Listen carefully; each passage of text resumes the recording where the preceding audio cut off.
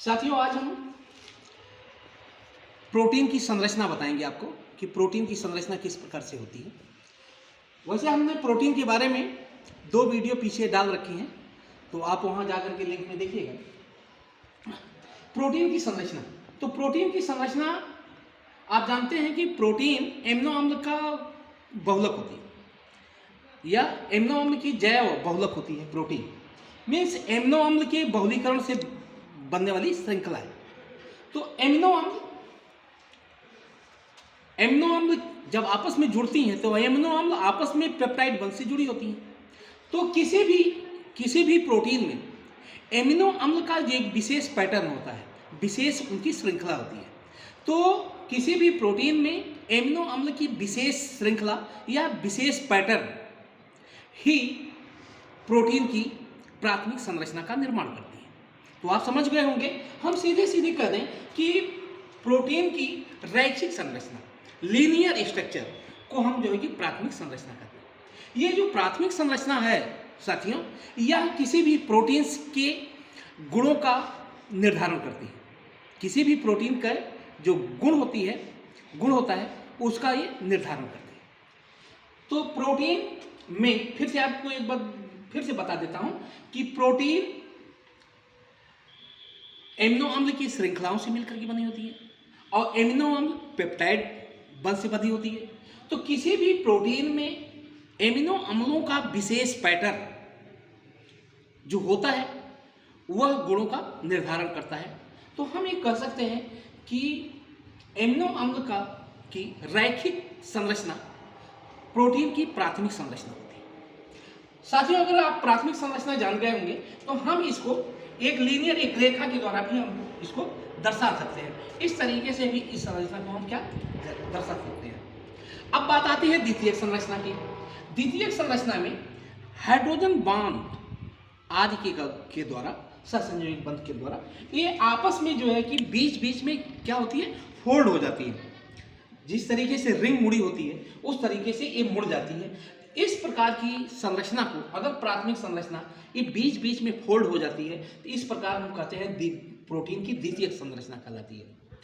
अब साथियों आती है तृतीयक संरचना। तृतीयक संरचना एक त्रिविम संरचना को जन्म देती है।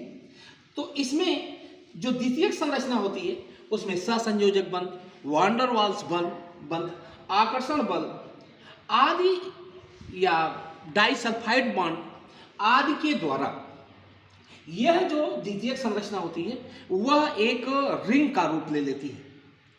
तो रिंग में जब एक वलय बना देती है तो इस संरचना को हम प्रोटीन की तृतीयक संरचना कहते हैं। अब साथियों आती है चतुष्क संरचना। जब 2 या अधिक पेप्टाइड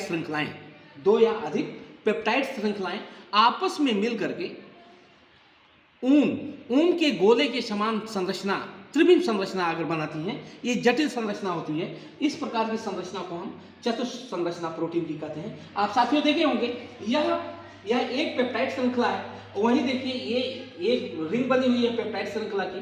एक दूसरी पेप्टाइड श्रृंखला देखिए ये है, तीसरी पेप्टाइड श्रृंखला ये है, चौथी पेप्टाइड श्रृंखला ये है। तो ये आपस में जुड़ करके अगर जो है कि प्रोटीन का निर्माण करती हैं, इस प्रकार की संरचना को हम प्रोटीन की चतुष्क संरचना कहते हैं।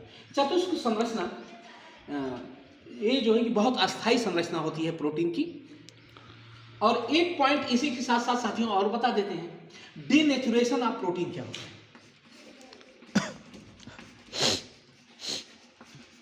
डीनेचुरेशन ऑफ प्रोटीन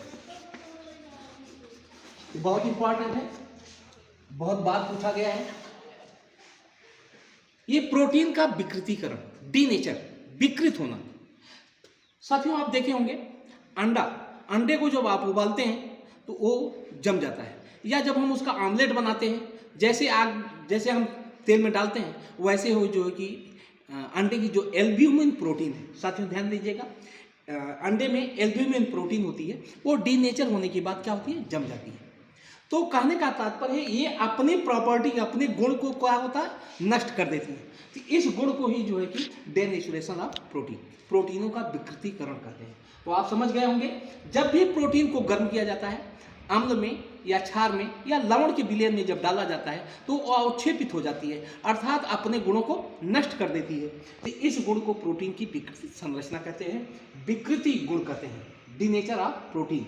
तो आप साथियों याद रखिएगा, डीनेचुरेशन ऑफ प्रोटीन में जो विकृतीकरण होता है उसमें द्वितीयक और तृतीयक संरचनाएं ये नष्ट होती हैं। इसमें ये संरचना नष्ट हो जाती है और एक द्वितीयक और तृतीयक संरचनाएं नष्ट हो जाती हैं, जबकि प्राथमिक और चतुर्थ संरचना नष्ट नहीं होती है। तो आप साथियों समझ गए होंगे, प्रोटीन की संरचना बहुत सिंपल वे में आपको होता है और उसे याद कर लीजिएगा। बोर्ड की परीक्षा में आना तय है और 90% चांसेस है कि प्रोटीन की संरचना आपसे पूछी जाएगी और डीनेचुरेशन ऑफ प्रोटीन भी पूछा जाता है। तो आप लाइक करिएगा, चैनल को सब्सक्राइब करिए और शेयर करिए ताकि दूसरे लोग भी लाभ ले सकें। धन्यवाद।